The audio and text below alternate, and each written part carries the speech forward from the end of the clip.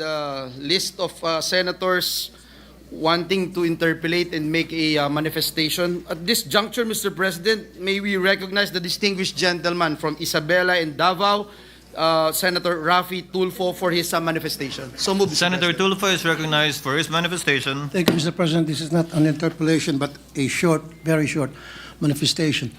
In line with what Senator Pia Cayetano said earlier, that we can be creative in our motion today, and correct me if I'm wrong, if I've heard it right, what Senator Pangilinan from the minority said, that we're not defying the decision of the Supreme Court. So may I propose that instead of dismissal, we just dissolve this impeachment court? Because in the first place, per the decision of the Supreme Court, sinasabi na wala naman talaga tayong jurisdiction over dito sa articles of impeachment. So mas maganda siguro, i-dissolve na lang natin to para we're still in line with what the Supreme Court said. Thank you, Mr. President. Noted and entered into the records. Mr. President, Majority Leader. next and last but not the least to interpellate the distinguished gentleman from Tarlac is the lady from Taguig and Pateros, no other than Senator Pia Cayetano. I move that she be recognized, Mr. President. Senator Pia Cayetano is recognized for interjections and/or manifestation. You may proceed, ma'am, if the gentleman will so allow it. Yes, Mr. President.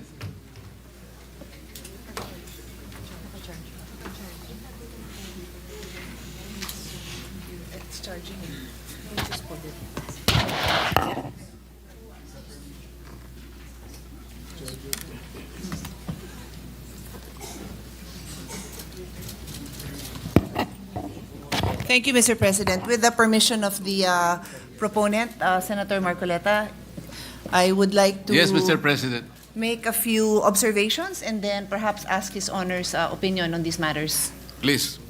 Thank you. So, Mr. President, I'm reading directly from the case Duterte versus House of Representatives. Page 95. It states, the subsequent filing of the articles of impeachment under Article 11, Section 3.4 against Vice President Sara Duterte and its transmittal by the House of Representatives to the Senate of the 19th Congress is considered to be a separate and distinct mode of initiating the impeachment process. The articles of impeachment are declared barred by Article 11, Section 3.5 of the Constitution. Likewise, they are unconstitutional and are deemed null and void ab initio. Consequently, the Senate did not acquire jurisdiction to constitute itself into an impeachment court. This decision is immediately executory. It shall be deemed served on petitioner and release upon publication the Supreme Court website and receipt of the parties of their digital copy in accordance with AM number 250516 SC, or the guidelines on the transition to electronic filing in the Supreme Court. So, I read this into the record, Mr. President, because I'd like to emphasize a few key phrases. The Senate did not acquire jurisdiction to constitute itself into an impeachment court.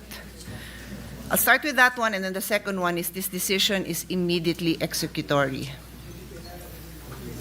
So, pag sinabing the Senate did not acquire jurisdiction to constitute itself into an impeachment court, and yet the fact remains that we did constitute ourselves into an impeachment court, then what are we supposed to do? Because the Supreme Court tells us that we did not acquire jurisdiction. As most lawyers, well, all lawyers should know, when the Supreme Court tells another body, usually it's the lower court, or sometimes it's a government agency, and the case was by our accepted rules elevated to the Supreme Court. They tell them you have no jurisdiction. The only thing you do is, what do they call it? There's a term. You have residual powers. And those residual powers basically simply allow you to dispose of the case as per instructions of the Supreme Court. Is that the understanding of His Honor? Yes, Mr. President. Actually, residual powers apply also under Section 135. Yun po yung sinasabi ko kanina. Hindi ko po sinabi kanina na I am invoking that because the rules of court are there. Hindi po yun. Kasi legislative department po ang sinabi ko doon. Kasi wala pong applicable rules eh. Pwede po yun, ma'am, Mr. President. Kasi ang akin po, and I've tried all my life to be a dutiful citizen, and Alan knows I was a good daughter, a better daughter than he was a son, in terms of following our father's rules.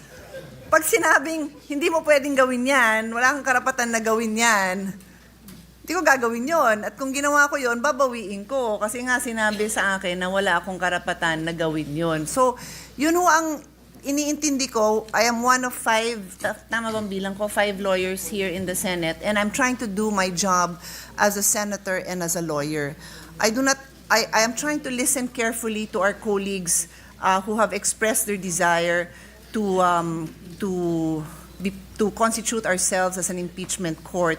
But I do not know how we can legally do that when the Supreme Court tells us we did not acquire jurisdiction to constitute ourselves into an impeachment court. We did not acquire it then, and we do not acquire it now.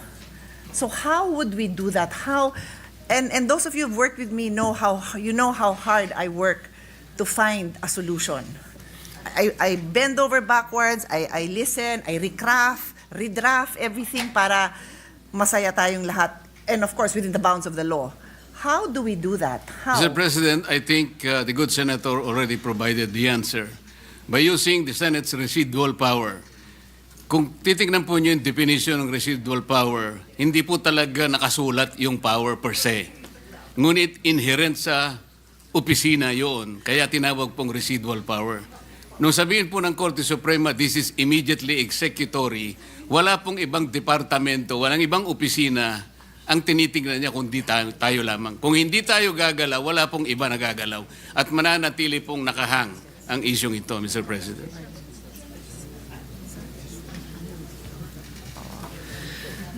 So, yun yung first point, Mr. President, that I wanted to raise, and thank you for your response, Senator from Tarlac. And then with respect to the second phrase that I wanted to dive into, immediately executory. So sinabi to dun sa desisyon, and then I think the Senate President mentioned it also, that in their press briefing just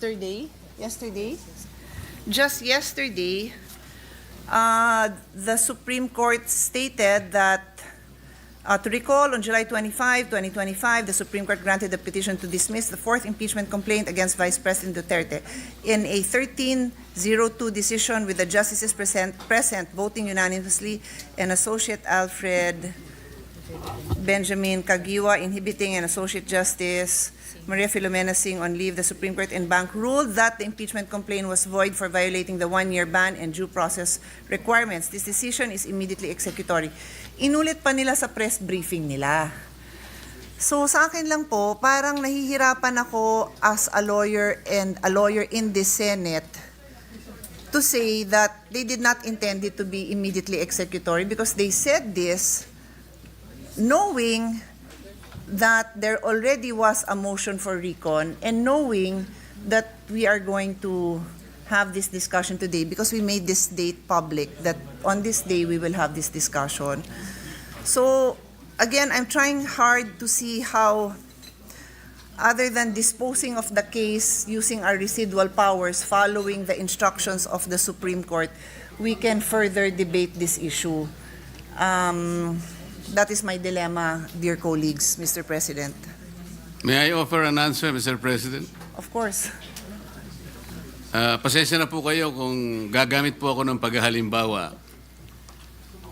Nung pong kayo po ay medyo bata-bata po, Madam Senator, meron pong lumigaw sigurado sa inyo. Yung Huwag na unang ho natin lumigaw sa inyo pasukin talagang... yung diskusyon na yon. Hahaba ho ito, mas mahaba po sa debate ng impeachment. Ganito po yun eh. Tinapat nyo talaga. Ayaw nyo magtagal pa yun eh. At tama naman po yung ginawa ninyo. Ipinakita nyo sa kanya, pinaramdam nyo sa kanya, talagang wala siyang maasahan kaysa mapagod pa siya. Sino ho Pero yun? ang sabi niya sa inyo, ang sabi po niya sa inyo, pwede bang ako'y kahit papano'y dadalaw-dalaw pa rin? Parang nag-MR. Nasa sayo yun, but that will not change my mind. Ganun din po yun eh.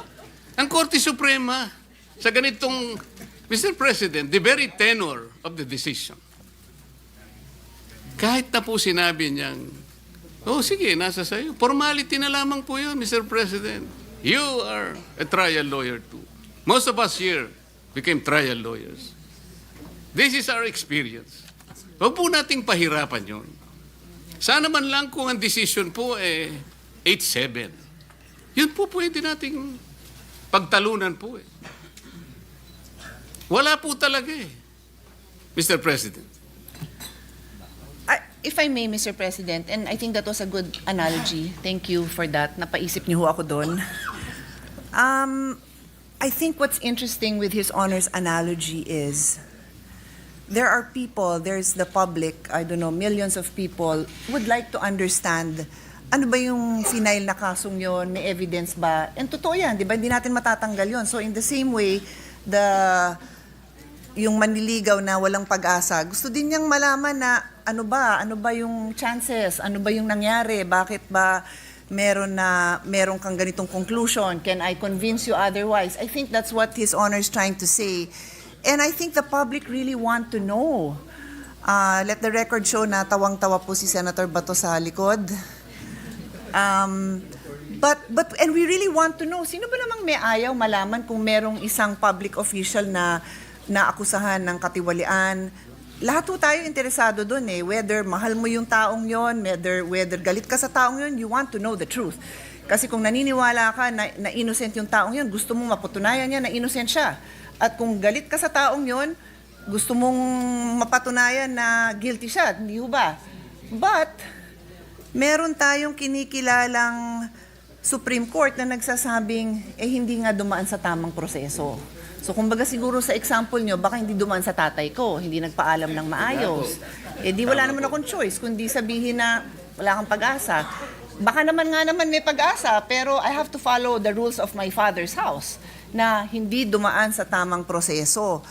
So doon ho tayo babalik, and as a lawyer, I have to say this na yun nga, we are governed by laws.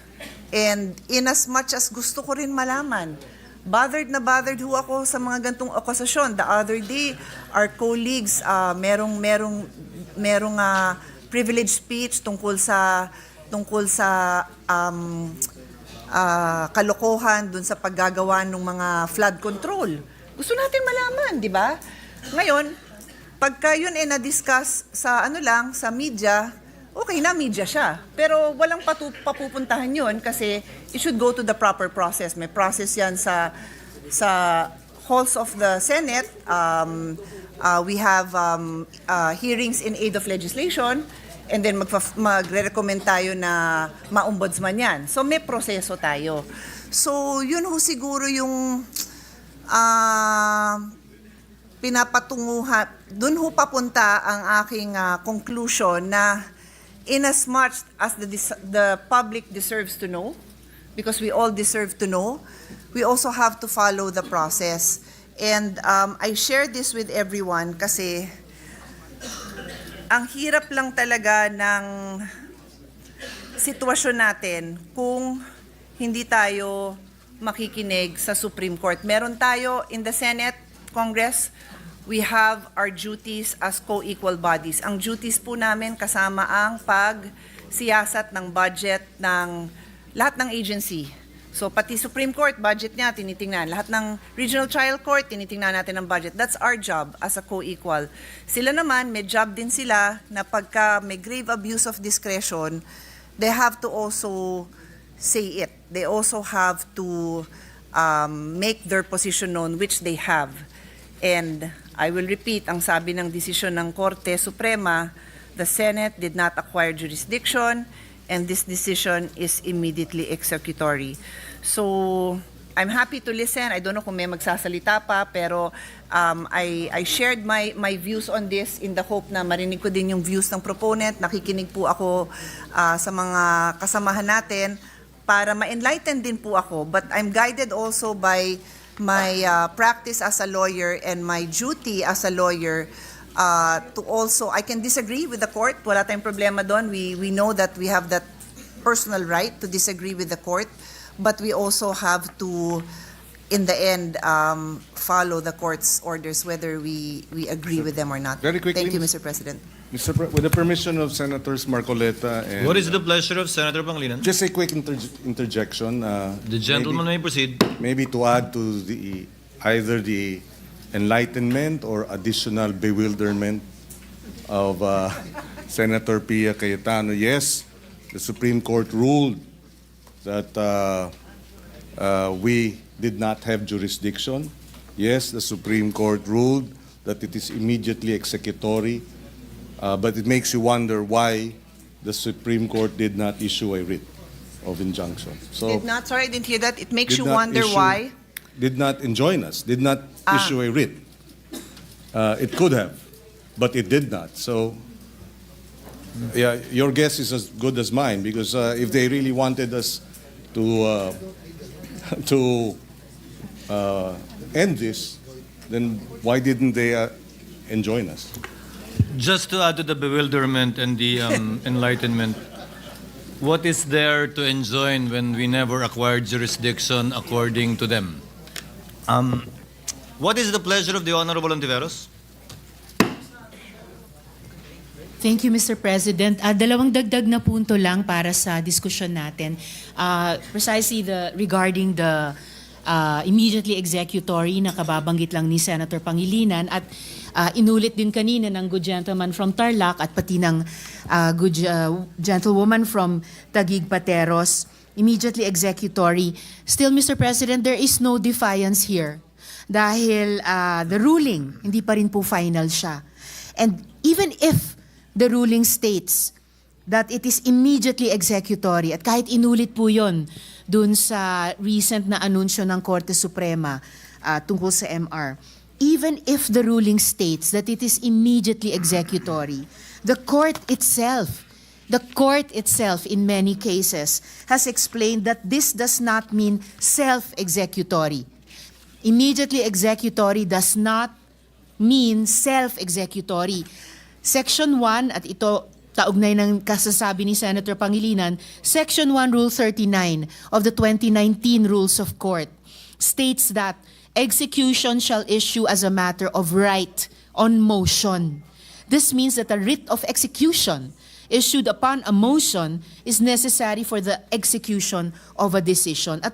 At this point, Mr. President, wala pa pong iniuutos ang Korte Suprema sa Senado.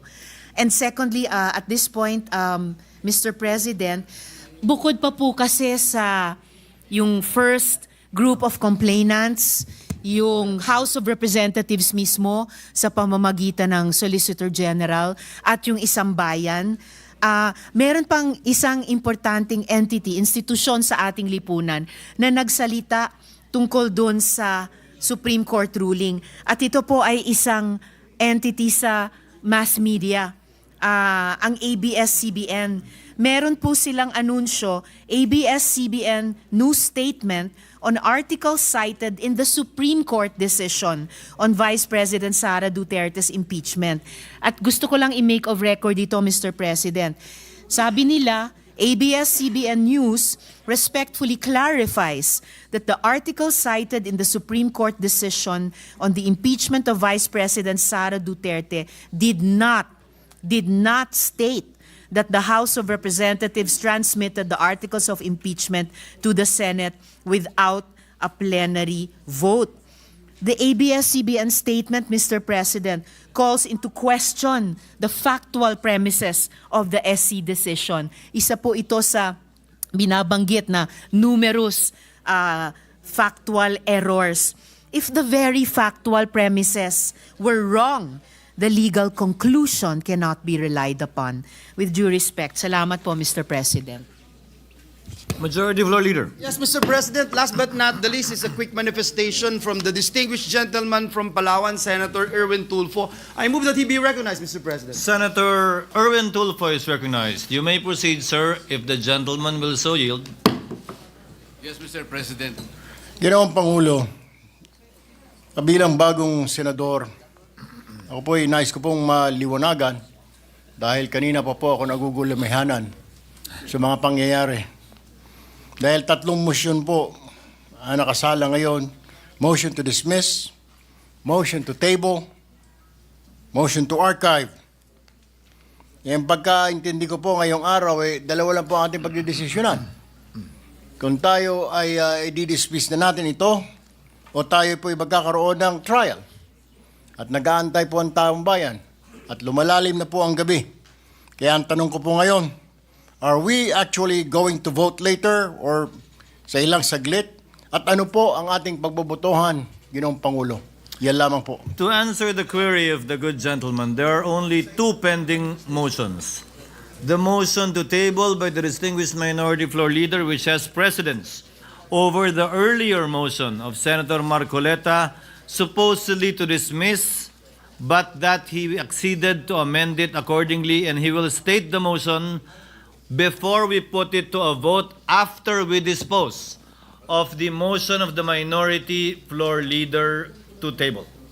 So dalawa lang po yung pagbobotohan at dahil sabi ng kagalang-galang ng puno mayoriya na kayo na po yung huling magmamanifest, tutungo na po tayo doon. Pwede na tayo doon. Maraming salamat po. With that, Mr. President, and no member wishes to interpolate.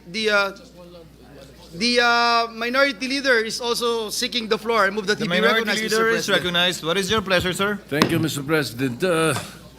Just one last push, so to speak. The gentleman may proceed. We're not saying that we defy the Supreme Court decision. We're simply saying, wait. Patience is a virtue. Yung analogy kasi na sa panliligaw, dismiss mo na kagad. Although merong mga matintimang birheng bumigay. Mas magandang analogy ito, Mr. President. In a basketball game, crucial, finals, world championship, merong review ng foul ang referee. Review muna. Dahil may foul eh. Ang gusto ng isang team, maglaro pa rin kahit nire-review. It's as simple as that. So, why not listen to the possibility of not dismissing but not accepting to table. And then we can bring it out anytime. Again, dun sa sinasabing Supreme Court has never considered a unanimous. It has. And the Supreme Court also spoke. Sabi nila, the immediately executory, they are not considered final until the lapse of the prescribed period without a so and so and so. Supreme Court din mismo may sabi niyan eh. Yun lamang po. Hopefully,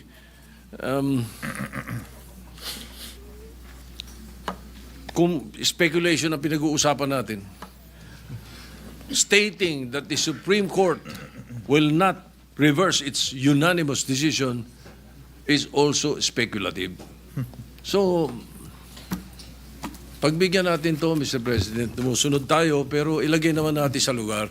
Medyo, ang Senado naman dapat itaas natin ang integridad, reputasyon. Hindi tayo, pag sinabing tumalon, tatalon. Pakinggan naman natin muna dahil maraming mali eh. Maraming error ang House, may error din yung Supreme Court decision, obviously. So you cannot right a wrong by another wrong. Thank you, Mr. President. Noted. Senator Allen. Mr. President. Mr. President. Just, Mr. President. Yes, Mr. President. So, I'm discussing with the minority leader, trying to pursue a wording that will articulate our collective intent of the Senate. May I just mention and have a few, maybe 2 minutes with what Senator Risa, the esteemed senator, said. Yung spirit kasi ng Constitution, once ka lang pwede ma-impeach sa 1 taon. At very clear po, pati po yung esteemed, I do recognize our the former chairman of the COMELEC who, if he did not qualify me, I would not have become a councilor.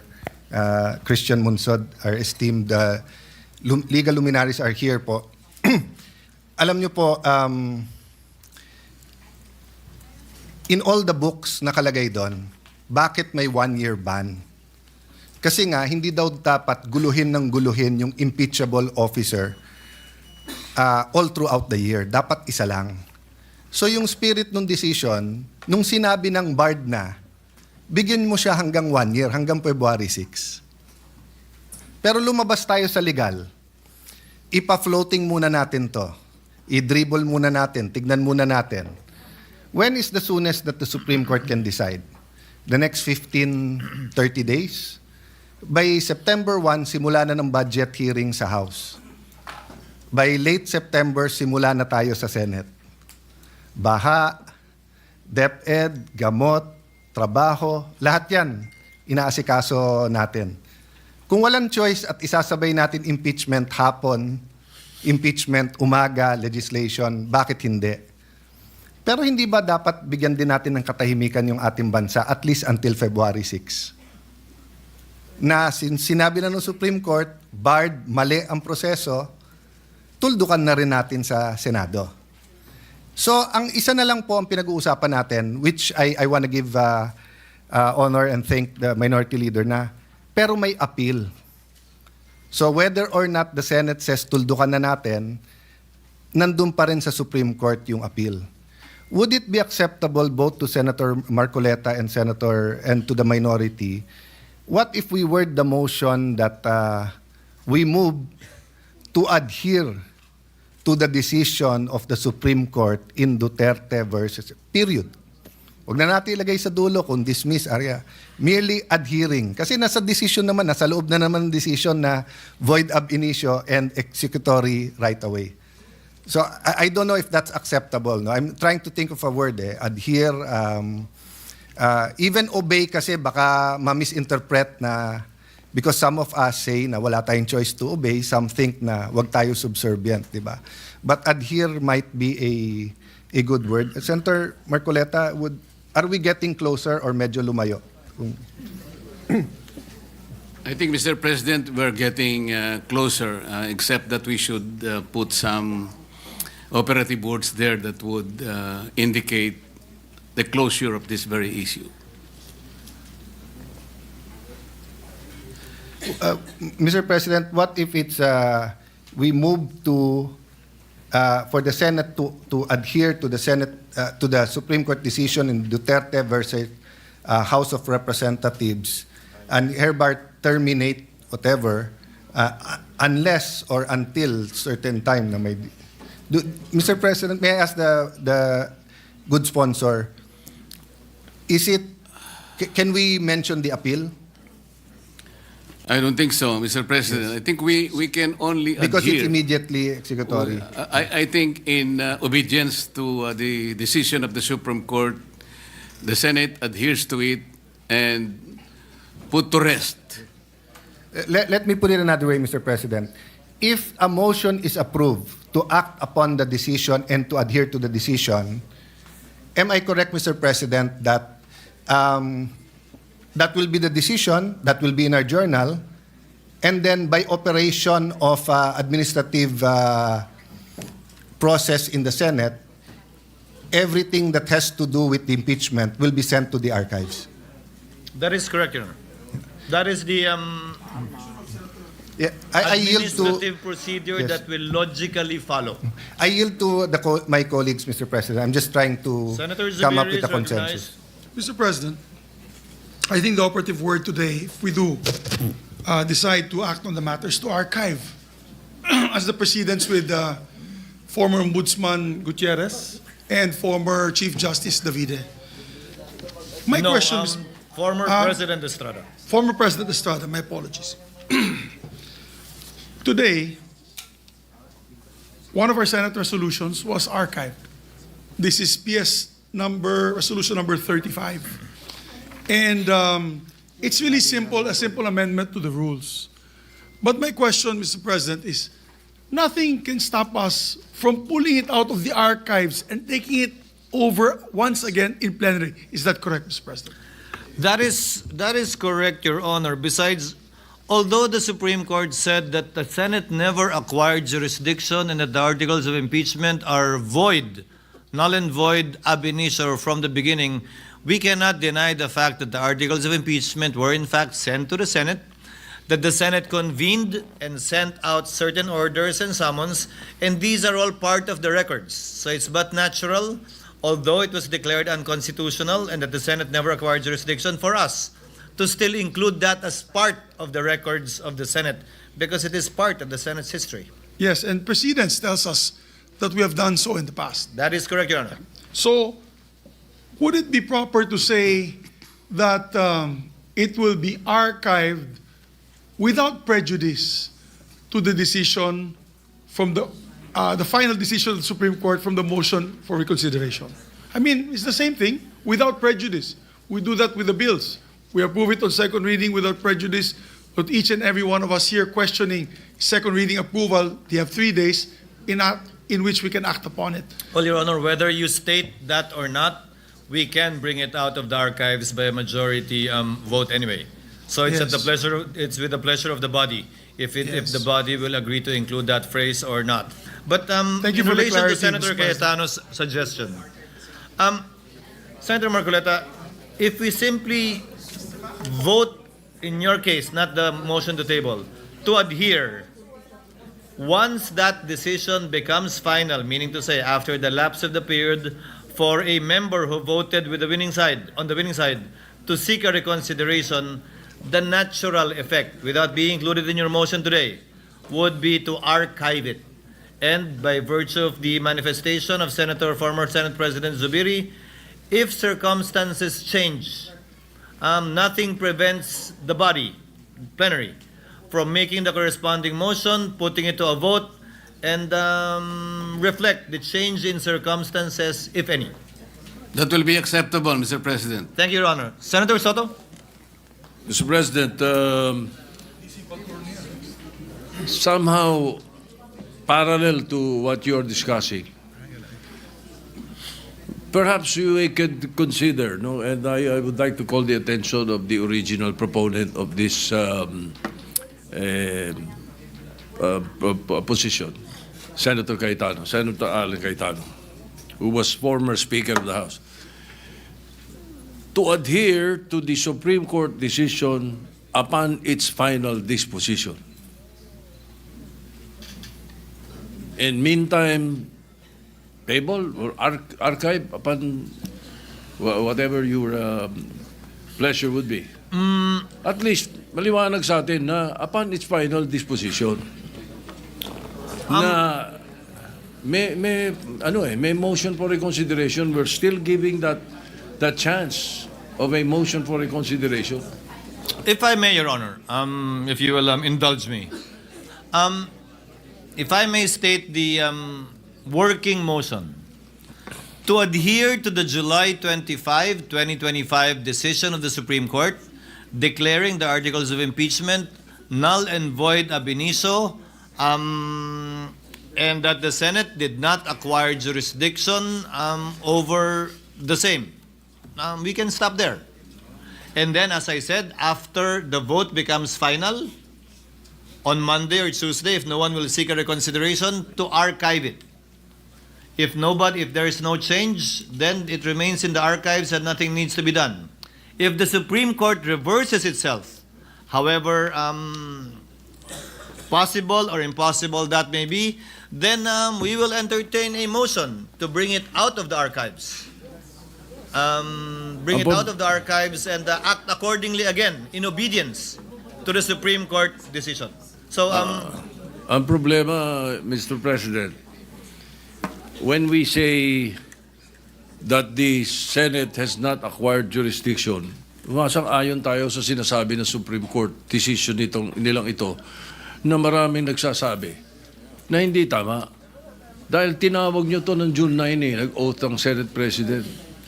Nag-oath yung iba ng June 10, nag-motion, nag-robe pa nga Hindi naman pwedeng pampelikula lang yun, pan-TV lang yung robe na yun.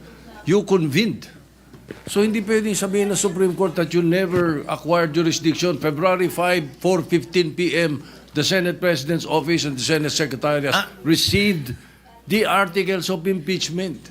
I'm sorry, Minority Leader. Legally, when you say the Senate never acquired jurisdiction, it does not deny the fact that we convened. That is a totally different matter.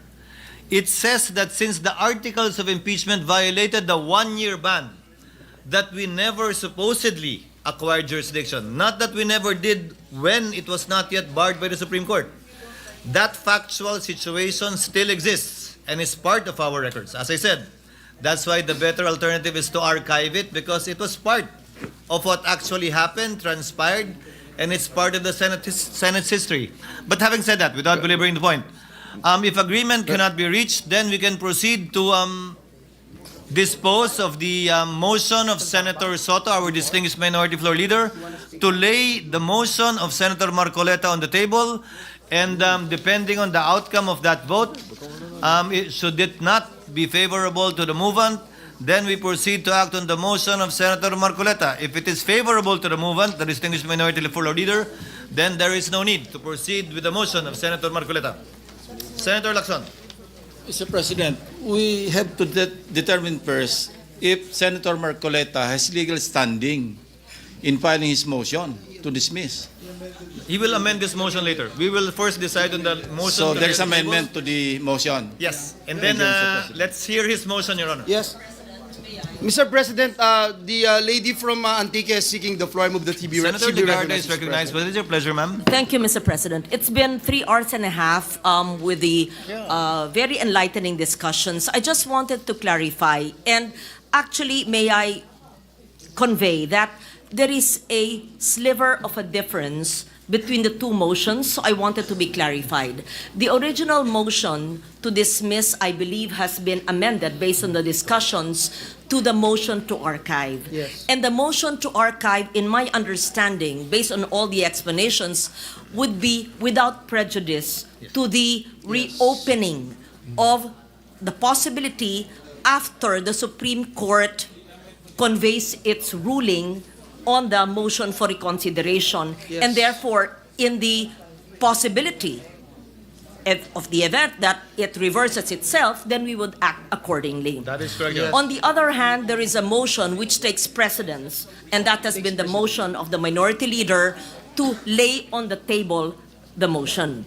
But when you see and interpret the amended motion of the original movement, Senator Marcoleta, and the minority leader's motion, it's similar because it lays on the table, or it somehow just postpones indefinitely until such time that the Supreme Court has decided on the motion for reconsideration.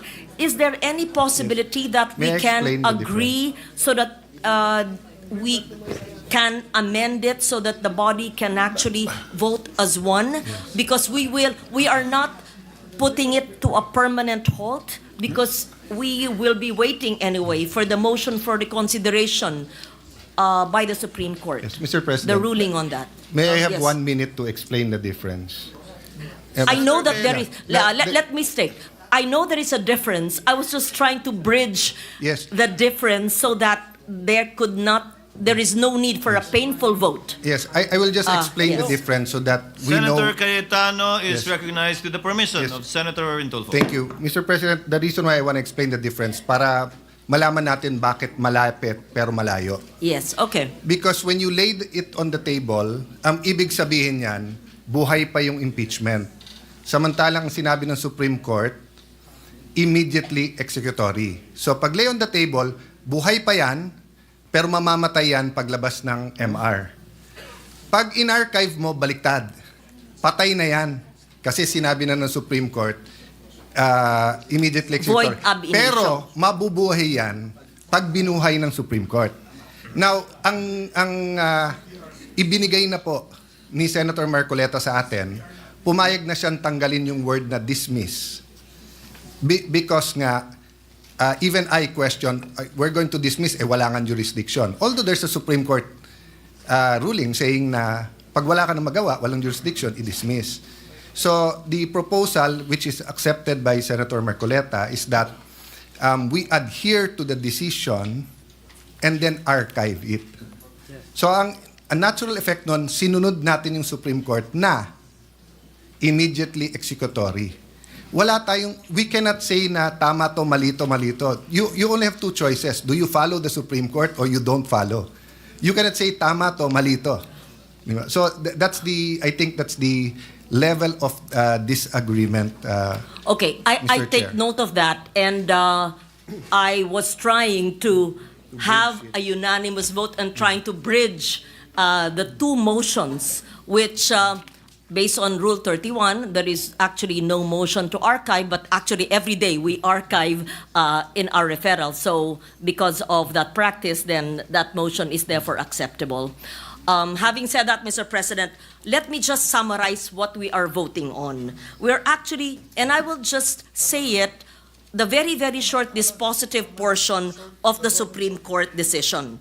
And this is the article, and I quote it, the articles of impeachment are declared barred by Article 11, Section 3, Paragraph 5 of the Constitution. Likewise, they are unconstitutional and are deemed null and void ab initio. Consequently, the Senate did not acquire jurisdiction to constitute itself into an impeachment court, and this decision is immediately executory. I just wanted to summarize what we have been discussing for 3 hours and a half. And while my attempt to bridge the two similarly worded motions did not succeed, then we will therefore have to put it into a vote. Thank you, Mr. Majority President. Thank you, Mr. President. Mr. President, I think we heard enough, and I think it's about time that we dispose the motion of our distinguished minority Mr. President, leader Mr. to lay President. this on the table, Mr. President. President, So parliamentary I move inquiry. for the previous Parliamentary motion. inquiry, Mr. President. What Mr. is President, Senator Aquino is seeking the floor. What is the parliamentary inquiry of Senator Aquino? Mr. President, may I get, earlier Senator Cayetano talked about the differences between a motion to table and motion to archive. May I get an official response, Mr. President? Is that really the difference? Your Honor, we have not yet heard the motion of Senator Marcoleta. No, Mr. President, a motion to archive and a motion to table, for us laymen, it sounds similar. Sa totoo lang, Mr. President. Anong pinagkaiba niya, Mr. President? Senator Aquino, I mean, what Senator Soto, that's why I prefer that we act on the motion. What Senator Soto is seeking to table is not the articles of impeachment nor the impeachment case, but the motion of Senator Marcoleta, which we haven't heard. Okay. So when we decide on the motion to table, the motion of Senator Marcoleta, not the articles of impeachment. Yes. And the motion to archive are the articles of impeachment, Mr. President. Yes. Yun yung pinagkaiba niya. Yes. Thank you, Mr. President. Senator Soto? My motion to table was to table the motion of Senator Senator Marcoleta. Marcoleta, yes. The That's motion exactly to what I dismiss. said, Your Honor. Yes. Oo. That's exactly what I said. That is That not, the motion to table pertains to the motion of Senator Marcoleta, to dismiss. not Correct. the articles the of new one. impeachment. Not the articles. The motion of Senator Marcoleta, if at all, would pertain to the articles of impeachment and or the impeachment case. Yes. And if I may add, Mr. President. Senator Pangilinan? Well, the motion to archive. Senator Pangilinan, we're not yet there. Well, okay. The motion to table, the motion, then frees us from the debate of whether or not we have the power as a Senate in plenary to address the impeachment complaint. The chair said that earlier. Yes, and therefore... We will first put Okay. to a vote the motion to table of our distinguished minority floor leader, which under our rules has precedence over the motion of Senator Marcoleta, although made earlier. Depending on the outcome of that vote, then we will act on the motion of Senator Marcoleta accordingly. Senator Estrada. Mr. President, you have been listening to all the manifestations of almost all senators who stood up. Mr. President, it has been 4 hours listening to several manifestations of our colleagues, and it is about time that we decide right away the pending motions before us. Mr. President, the Filipino people are watching. The Filipino people are listening. The Senate has to act, and the Senate has to act decisively. Thank you, Mr. President. Thank you, Mr. President. I move for the previous motion, Mr. President. On the motion of the Minority Leader, Senator Tito Soto, to lay on the table the motion of Senator Rodante Marcoleta. Is there any objection to the motion of the Majority Leader for the Senate? What is the pleasure of the Minority Floor Leader? Mr. President, I move for a nominal vote. The chair has every intention of doing that, Your Honor.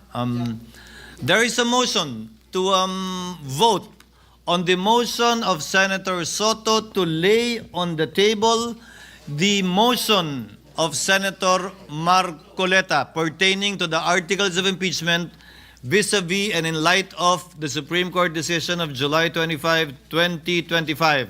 To explain, a yes, affirmative, or aye vote supports the motion of the Honorable Minority Leader, and it therefore means that we will not act on the motion of Senator Marcoleta today.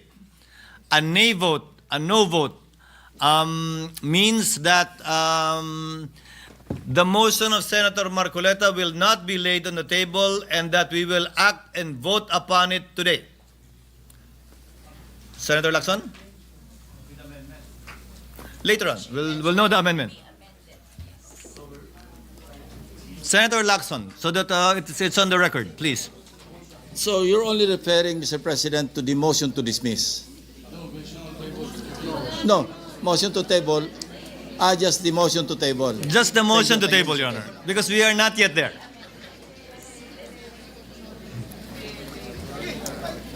There being no objection, the motion is of the... Yes, Senator Zubiri. Yes, Mr. President, being a former Senate President and being former Majority Leader, I'd like to ask the audience to restrain from commenting or laughing, please. Well, we are in a, for me, it's a sacred place. It is in the august chamber of the Senate that we have decorum. May we ask for decorum from those who are watching within the plenary, Mr. President. Actually, they have been silent for the past 3.5 hours. Chair would like to remind the people in the gallery to kindly respect the processes and procedures of the Senate and to avoid any claps, any jeering or comments so that we can proceed with roll call vote. Yes, with due respect, because I heard a lot of laughing after the poor gentleman from our good friend, Senator Lacson, asked only for a clarification of the vote that will happen in a few seconds. The Sergeant at Arms is so directed. Just proper decorum, because this is a very important vote, and it's a very serious vote that will be taking place. Thank you, Mr. President. The Sergeant at Arms is so directed to kindly maintain order in the gallery. Acting now on the motion of the Majority Leader for us to divide the House and vote on the motion to lay on the table, Secretary is directed to call the roll for nominal voting. Roll call vote. The Honorable Senator Aquino. Senator Cayetano Alan. Senator Cayetano Pia. Senator De La Rosa. Senator Ejercito. Senator Estrada. Senator Gatchalian. Senator Go. Senator Ontiveros. Senator Lacson. Senator Lapid. Senator Legarda. Senator Marcoleta. Senator Marcos. Senator Padilla. Senator Pangilinan. Senator Soto. May I register my vote, Mr. President? The Minority Leader may proceed. Thank you. Mr. President, the Supreme Court decision is now pending appeal. It is prudent to wait for the results rather than prematurely archiving, if not dismissing, because I know for a fact, once it is archived, it is dead. So what happens if the Supreme Court reverses itself? Clear and blatant errors are present in the ruling of the Supreme Court. First, they misunderstood the legislative process in assuming that the 19th Congress adjourned sine die in February 5. Grave error. Thus effectively dismissing the first three complaints paving the way for them to say na ano pala, yung 1-year ban binayolate. The archiving of the 3 complaints were done after the initiation of the 4th complaint. The 1-year ban did not set in. Second, the decision practically amended the clear mandate by the Constitution by placing a hierarchy on the modes to initiate an impeachment complaint. Parang wala na yung third option. Third, the Supreme Court retroactively applied the new definition to the present case in the violation of the doctrine of operative facts, thus voiding as well the impeachment proceedings of former President Estrada and Chief Justice Corona. They did not interpret the Constitution, Mr. President. They amended the Constitution. So lastly, the Supreme Court now has the chance to rectify these errors in its decision. So I was hoping to table the motion so that we can let us afford them this opportunity for the benefit of future impeachment processes and to uphold the clear mandate of the 1987 Constitution. All we needed to do was wait a little. And so I will have to register a yes vote. I know it will be a vote in the minority, but I have always voted in the minority in many issues in the Senate since 1992 up to the present. Always prayed I was wrong. Unfortunately, I was always right. My God, have mercy on your decision. I vote yes. Noted. Secretary will please continue. Senator Tulfo Erwin, Senator Tulfo Rafi, Senator Villanueva, Senator Villar Camil, Senator Villar Mark, Senator Zubiri, Senate President Escudero. No.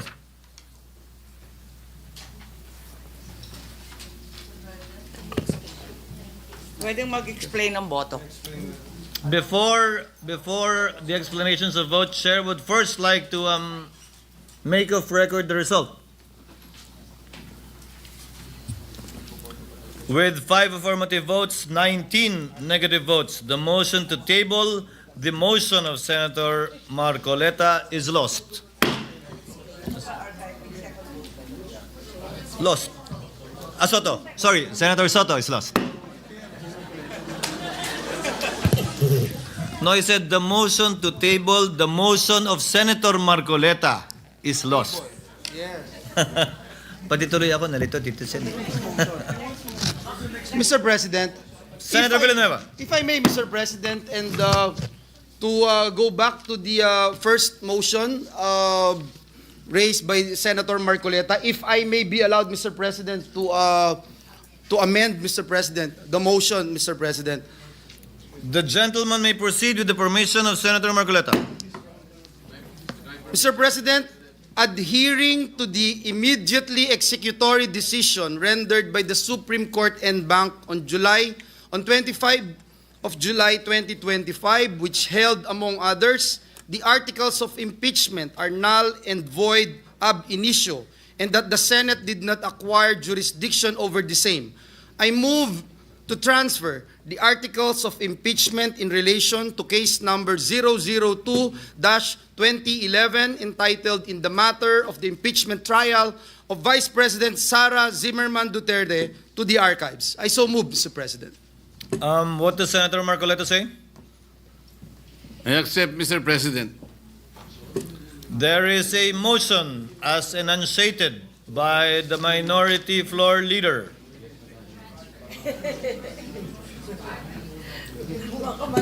What is the pleasure of Senator Zubiri? Yes, thank you, Mr. President. Mr. President, instead of a viva voce vote on that motion, may we be allowed to manifest our votes with a short manifestation, Mr. President, each and every one of us. Yeah, through nominal voting, Mr. President, with the permission of the body, of course. No, I think, Senator Soto, the motion of Senator Zubiri is to conduct conduct nominal voting and allow the members to explain their votes after casting their vote, not after everyone has voted. I think that is the tenor of the motion of Senator Zubiri. Correct. Ang binobotohan muna natin, amendment mo di ba? Tinanggap niya. Hindi, yung motion na. Tinanggap niya. So, Mr. President, Majority Leader, Senator Marcoleta accepted the amendment of the Majority Leader. So, what are we voting on now? May we now... The motion hear- as amended Yes, by a motion Senator as amended. Villanueva. May we hear the motion as amended, please? May the gentleman, the distinguished Majority Leader, Yes, kindly Mr. state President. once again for the record and benefit of our colleagues, the motion as duly accepted by Senator Marcoleta. Thank you, Mr. President.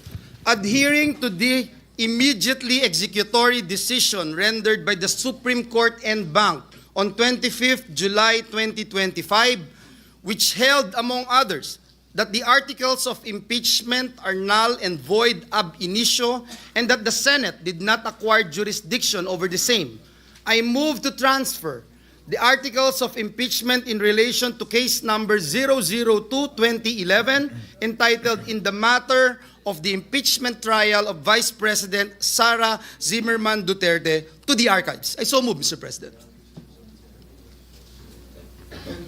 May we register, would anyone from the minority or those opposing the motion would like to make of record their objection before so that we can divide the House?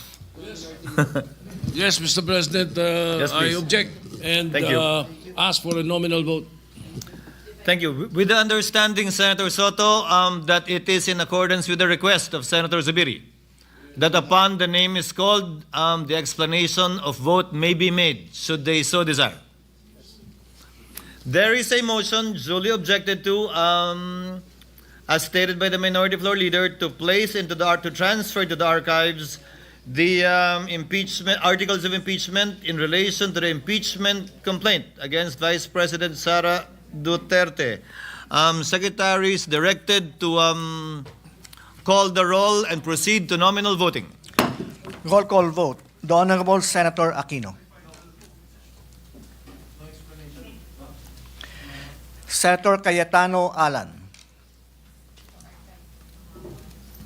Sir President, sabi po ng preamble ng Philippine Constitution, we, the sovereign Filipino people, imploring the aid of Almighty God in order to build a just and humane society and establish a government that shall embody our ideals and aspirations, promote the common good, conserve and develop our patrimony, and secure to ourselves and our posterity the blessing of independence and democracy under the rule of law, a regime of truth, justice, freedom, love, equality, peace, do ordain and promulgate this Constitution.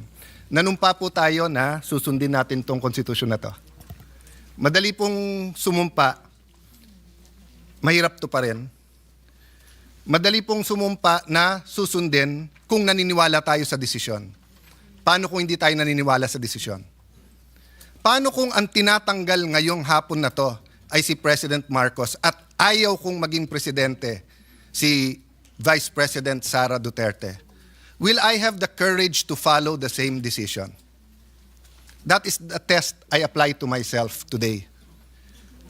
Tinignan ko po ang Supreme Court decision, solid po. Hindi nito inaalis ang kapangyarihan sa House to initiate impeachment. February 6 po, sigurado yan. In fact, before February 6, may quadcom na, magiging glorieta na yan soon. Tuloy-tuloy po yan, yung mga investigasyon na yon, kasi ganun ang politika sa Pilipinas. I hope yung sa baha, imbestigahan din. I hope yung sa corruption, sa smuggling, sa karami-rami nating utang, not only this administration, last administration, 10 administrations.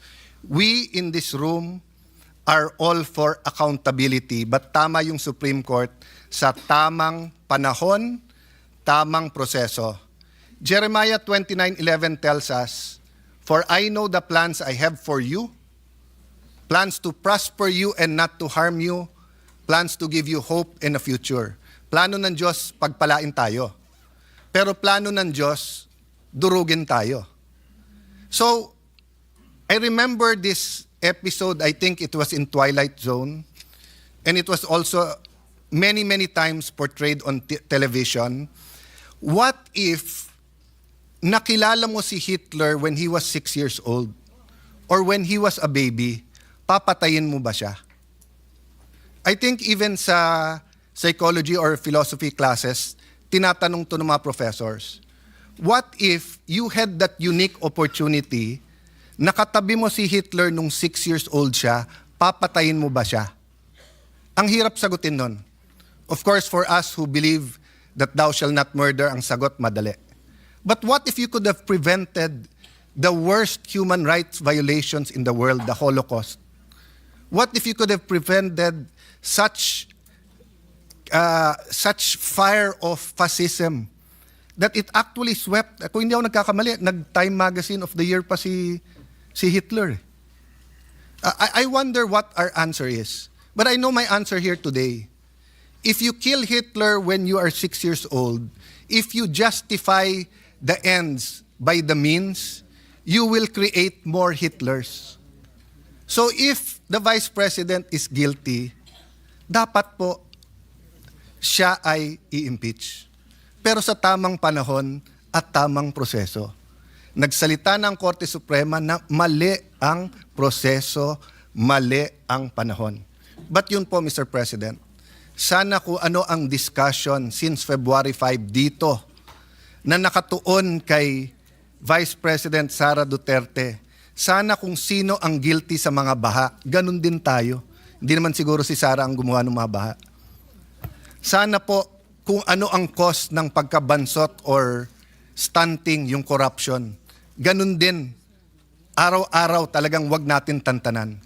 Lastly, Mr. President, may I make an appeal to the media, our friends, the vloggers, yung iba nandito, political analysts, advocates, school deans, etc. Nakalagay kasi dito, we all agree on a regime of truth. Parati na lang ang vloggers ang nasasabihan na fake news. Alam nyo po, marami tayong political analyst ngayon, di naman sila analyst eh. Ang ibig sabihin ng analyst, provides objective, non-partisan, data-driven explanation of political events, systems, and trends. Ang ibig sabihin naman ng advocate, champions a specific cause, policy, or interest group to influence public opinion and policy decisions in favor of their positions. Wala namang masama dun eh. So kung ikaw ay advocate, sabihin mo na lang. Pero mag-a-appear ka sa TV, magpapa-interview ka, sasabihin mo political analyst. Pero gusto mo lang, bata mo maging presidente, nililito mo pa ang tao eh. Ganon din po, ilan beses kami binugbog dito nung iba na ang sabi, bawal daw ang isang senator judge na mag-move to dismiss. Pero sila din ngayon ang nagsasabi sa mga senator judge, mag-MR kayo sa Supreme Court. Saan ka kayo nakakita na hindi pwede mag-motion to dismiss? Judges dismisses cases because of no jurisdiction. Ang CA, 3 sila o 5. Hindi nyo lang nakikita sa publiko at hindi sila mag-move kasi sila lang nag-uusap. Ang Supreme Court, hindi ba dinismiss nila? Hindi ba sinabi nila no jurisdiction? Tayo kasi dito nag-usap sa hall na to. So natural, hindi naman pwedeng si Senator Batorni ay tumingin lang sa akin tapos maisip niya, dismiss. Walang manifestation dito na hindi sinasabi. My point, Mr. President, is that yung sinabi ni Mahatma Gandhi nangyayari na sa Pilipinas eh. Sabi ni Mahatma Gandhi, if it's an eye for an eye, the whole world will go blind. Let's make our stand. Ilang beses ko narinig dito sa hall na to, ang taong bayan, ang taong bayan, ang taong bayan. Eh, hindi ba naman lahat naman tayo halal ng taong bayan eh, di ba? Hindi ba pwedeng sabihin ko na lang, ang opinion ni Alan Cayetano, isa lang naman ako eh.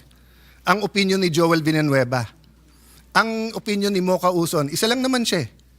Pero yung sabihin ko sa inyo, guys, ang opinion ng civil society, ang opinion ng masa, ang opinion ng taong bayan, dapat makonvict. Are we not overstepping and are we not confusing rather than enlightening our political processes? Yes, you might think this is a different Alan Cayetano from the impeachment of President Estrada, impeachment of President Arroyo, impeachment of yung hindi natuloy na impeachment kay CJ Davide, sa impeachment ni CJ Corona. But aren't we supposed to be wiser? At hindi ba tama naman yung sinabi ng Supreme Court? Dapat may impeachment pero hindi dapat gamitin ito ng magkalaban lang sa politika. Ayaw natin maging presidente si Vice President Sara, talunin nyo na lang sa 2028. Ngayon, kung talagang may ginawa siyang masama, edi impeach pero sa tamang paraan. I apologize if I'm emotional on this issue, but hindi tayo makawala eh. Ang daming mas importanteng issue, pero nakapako tayo sa issue na to. Thank you, dear colleagues, and thank you to the Filipino people for the opportunity to share my thoughts on this. So I vote for the motion of Senator Marcoleta. Secretary will proceed.